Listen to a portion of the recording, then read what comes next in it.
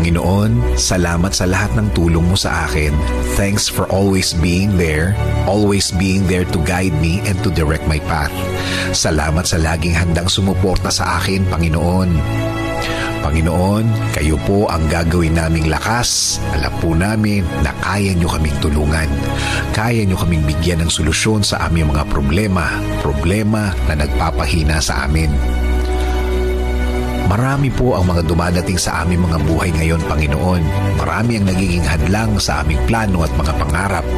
Alam po namin na iisa-isahin niyong tatanggalin ang mga ito bilang bahagi ng pag-aalaga niyo sa amin.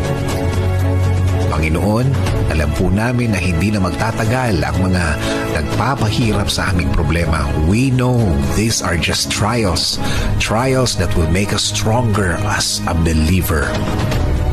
Hindi rin kami makikinig sa mundo na wala ng pag-asa ang aming kinalalagyan. Alam po namin na kayo ang pag-asa namin. Sa inyo kami kakapit at laging lalapit. Hindi kami makikinig sa kanilang mga salita, sa kanilang mga kwento, sa kanilang mga judgment. Sa halip, mas ikukwento namin ang inyong kabaitan at laging handang tumulong sa amin. Sasabihin din namin sa kanila, Panginoon, na hindi lang ngayon nyo kami tinulungan, kundi matagal na natulungan nyo na kami dati at alam namin na tutulungan nyo rin kami ulit, Lord.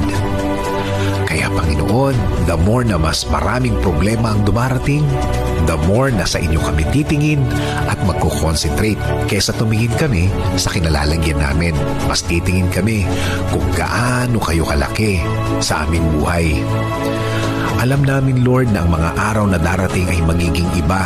Ang mga araw na darating ay babago ng sitwasyon. Dahil alam namin, Panginoon, na uumpisahan niyo na ang pagtulong sa amin. Kaya ngayon pa lang, Panginoon, salamat, maraming salamat, Panginoon. Lord, ikaw na ang bahala sa aking pamilya. Lagi niyo po silang alagaan at protektahan. Ikaw na rin ang bahala sa aming bayan, Lord. Tuluyan niyo rin pong i-bless at pagalingin ngayon at sa mga darating na araw. This is our prayer in Jesus' name. Amen.